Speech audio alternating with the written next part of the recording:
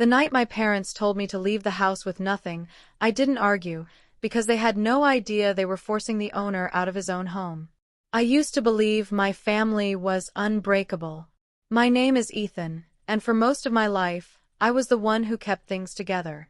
I stayed quiet when things got tense, helped when no one asked, and made sure our home felt stable even when it wasn't. My parents had always struggled financially, though they never admitted it openly. Bills were often late, repairs were delayed, and stress quietly filled the house. I stepped in as soon as I could.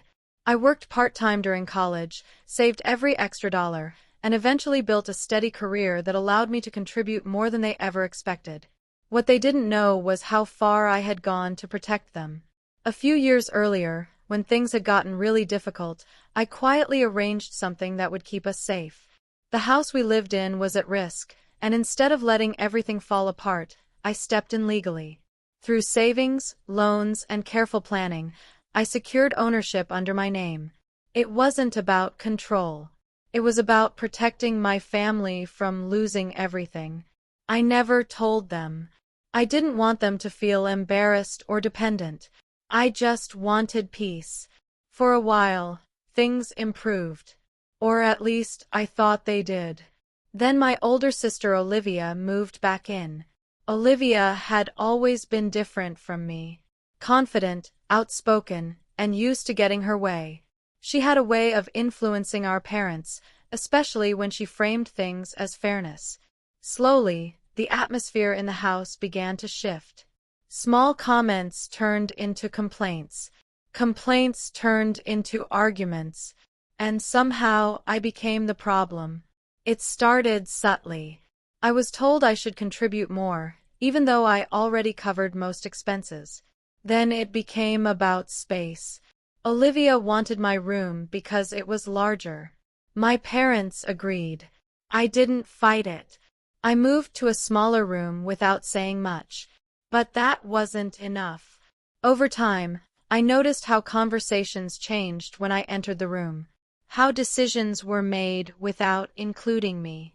How I was slowly being pushed out of a place I had worked so hard to protect. Still, I stayed quiet.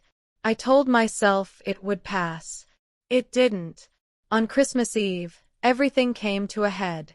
We were sitting in the living room, decorations glowing softly, the kind of setting that should have felt warm. Instead, the air felt heavy. My father cleared his throat and looked at me in a way I had never seen before. "We think it's time you move out," he said. At first, I thought he was joking.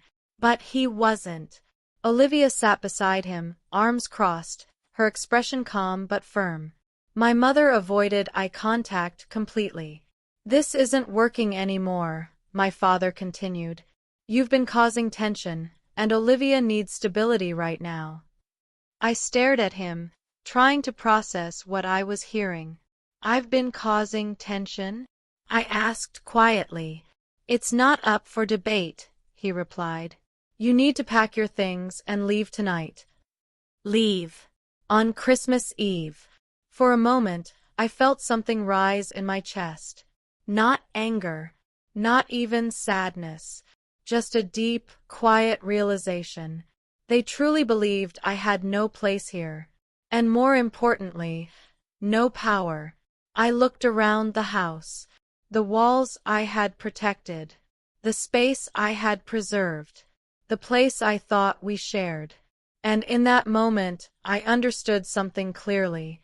They had no idea. So I nodded. "Okay," I said calmly.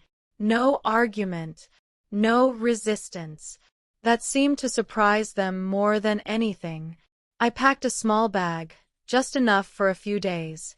As I walked toward the door, my mother finally spoke, her voice hesitant. "Ethan, maybe this is for the best." I didn't respond. I just left. That night, I stayed at a small hotel. Not because I had nowhere else to go, but because I needed distance. I needed clarity. For years, I had protected them quietly. Now, it was time to protect myself.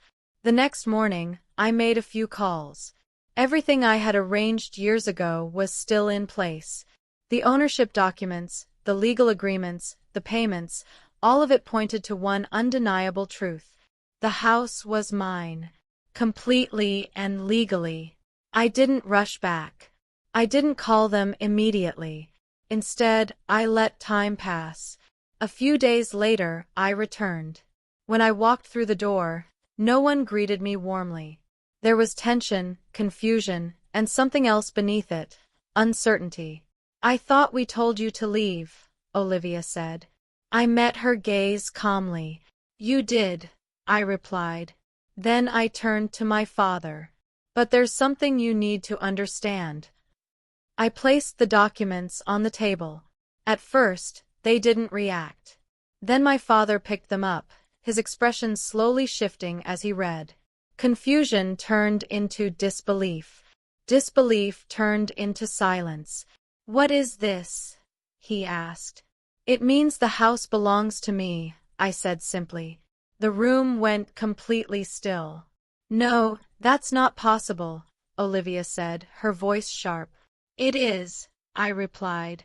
"I made sure we wouldn't lose this place years ago. I just never told you." My father sat down heavily, staring at the papers. "You own this?" he asked quietly. "Yes." There was no anger in my voice, no pride, just truth. For the first time, the balance shifted. Everything they had assumed was gone. "I'm not here to argue," I continued. "But I won't be treated like I don't belong in my own home." No one spoke, because there was nothing they could say. I didn't demand anything dramatic. I didn't try to humiliate them. I simply set boundaries. Clear, firm, unshakable. Things changed after that. Not overnight, but slowly. Respect replaced assumption. Silence replaced criticism. And for the first time, I stopped trying to earn a place that was already mine. Because sometimes, the strongest move isn't proving people wrong. It's letting the truth stand on its own, and watching everything else fall into place.